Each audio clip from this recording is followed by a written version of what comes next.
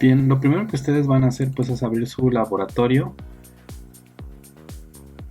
y en la práctica virtual número 2 tenemos como objetivo determinar la relación carga-masa mediante una simulación del experimento del tubo de rayos catódicos de Thomson. En cuanto a la metodología, en este caso y a diferencia de la práctica anterior, vamos a abrir la bitácora y vamos a seleccionar el experimento 1-1. Automáticamente se va a abrir el laboratorio de cuántica y vamos a tener en la mesa del laboratorio instrumentos que pueden ser relativamente nuevos para nosotros. Pasan el cursor sobre cada uno de ellos y les va a aparecer el nombre. Para la pistola de electrones aparece un medidor del lado izquierdo de energía cinética de 100 electronvolts, y para el lado de la intensidad tenemos un nanoampere. No los modifiquen si no es necesario. Fíjense que ya resalta un color verde y ya está encendido. Y ahora si se van un poco al centro y cargado a la derecha, tenemos una serie de controles para el campo eléctrico y a la derecha para el campo magnético. Muy bien. Y luego más a la derecha tenemos una pantalla fosforescente como la que platicamos en la clase y que también se ve un pequeño rayo verde. Ahora les voy a pedir por favor que lo enciendan. Aquí hay un botoncito color verde. Y una vez que aparezca la pantalla, les voy a pedir que muevan o acomoden, como ustedes se sientan mejor, que acomoden las pantallas tanto del laboratorio como la pantalla verde. Muy bien. El punto número 3 dice encienda la pantalla fosforescente, cosa que ya hicimos. Y el punto 3.1 dice ¿qué observa usted? Y aquí se refiere a qué observan ustedes en la pantalla verde. Quiero que tomen una captura de pantalla en este momento y que la guarden para probar que realizaron este paso.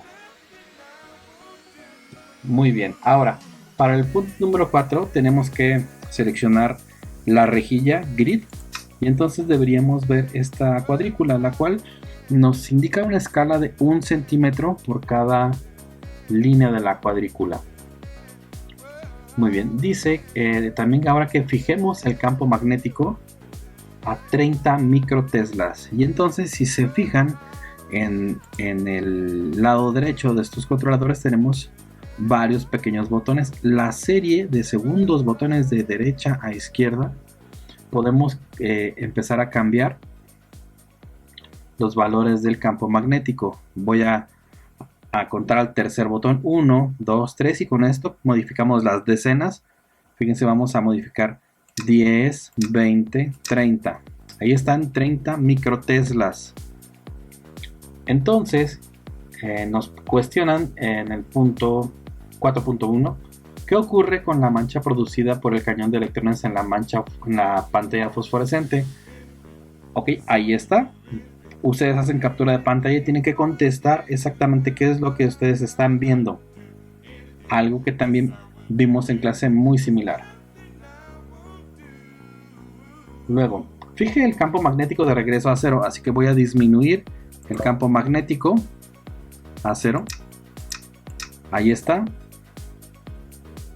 Y fije el campo eléctrico a 10 volts. Ahora me voy con el control de la izquierda a 10 volts. Puedo irlo haciendo por unidades o en el tercer botón por decenas. Le doy un clic aquí en el botón de las decenas y ahí ya me aparece con 10 volts y en el otro control 0 microteslas.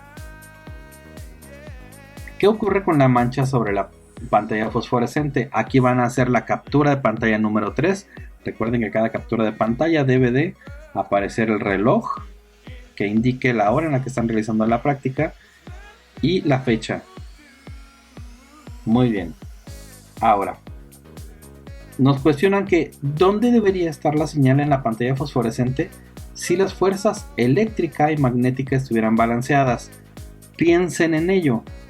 No se refiere al número, se refiere a que esta mancha, esta pequeña luz verde, ¿dónde debería estar si tanto el campo magnético, la fuerza ejercida por el campo magnético y el campo eléctrico fueran equivalentes, no en el número, sino en el efecto sobre la mancha. Piénsenlo y ahí ponen su respuesta. Bueno, punto número 6.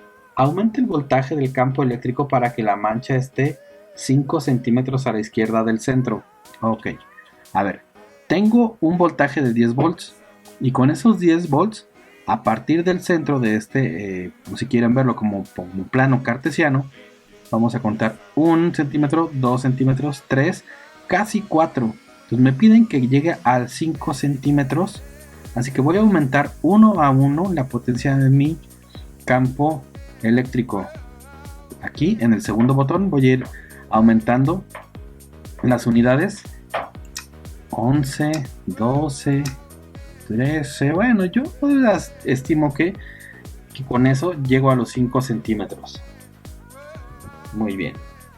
¿Qué voltaje se requiere? Captura 4. Aquí quiero la captura de pantalla donde se vea claramente la pantalla, la mancha en el centímetro 5, pero que también se vea la potencia que ustedes escogieron o seleccionaron en su campo eléctrico. 7. Aumente la fuerza del campo magnético. Ahora se refiere a que vamos a trabajar con el controlador del lado derecho sin modificar lo que ya tenemos del lado izquierdo con el campo eléctrico.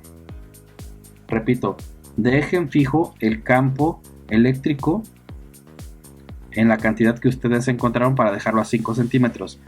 Y el punto número 7 dice que aumente la fuerza del campo magnético hasta que la mancha provocada por el choque de electrones llegue al centro de la pantalla. Así que pues vamos a ir, pues yo les sugiero que con decenas, y cuando vayamos llegando al centro de la pantalla ya vayamos por unidades. 30 microteslas, 40, y luego ya será de cada uno de ustedes que vaya seleccionando con qué cantidad de intensidad del campo magnético se llega al centro. Fíjense que en este punto ya están las fuerzas del campo magnético y del campo eléctrico, ya son equivalentes, y estamos observando que a pesar de que se están aplicando dos campos diferentes sobre este flujo de electrones, sobre este haz de electrones, pues ya no se desvía. Muy bien, entonces ya que tienen estas cantidades, hagan una quinta captura de pantalla, y esto va a corresponder a 7.1. ¿Qué campo magnético crea una fuerza magnética que se balancea con la fuerza eléctrica? Y ahí lo van a tener. Ya lo tienen en cantidades: campo eléctrico y campo magnético.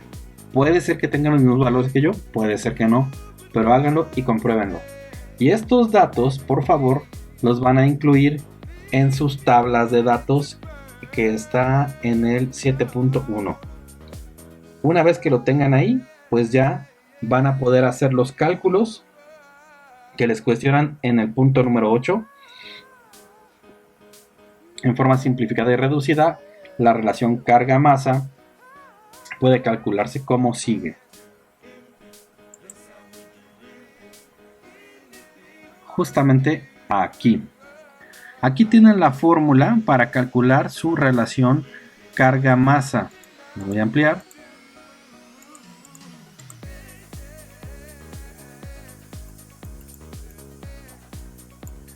Ustedes ya obtuvieron unos valores del campo eléctrico y del campo magnético.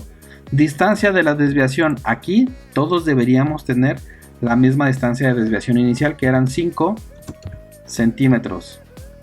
Campo eléctrico en volts, lo que ustedes obtuvieron. Campo magnético en microteslas, lo que obtuvieron. Y aquí abajo van a poner el valor que vayan a obtener al calcular la relación carga-masa. Bueno, ahora, ¿cómo van a calcular esa relación? Aquí ya está la fórmula. Van a multiplicar 5.0826 por 10 a la 12 por la cantidad de campo eléctrico en volts por la distancia en centímetros, dividido entre la intensidad del campo magnético en microteslas elevado al cuadrado. Una vez que obtengan ese valor, se van a poder dar una idea si están bien, si su resultado está expresado en el orden de por 10 a la 11. Si le sale por 10 a la 10 o por 10 a la 12, ya tuvieron algún error. Bueno, 8.2. ¿Cuál es el valor calculado para la relación carga-masa para un electrón?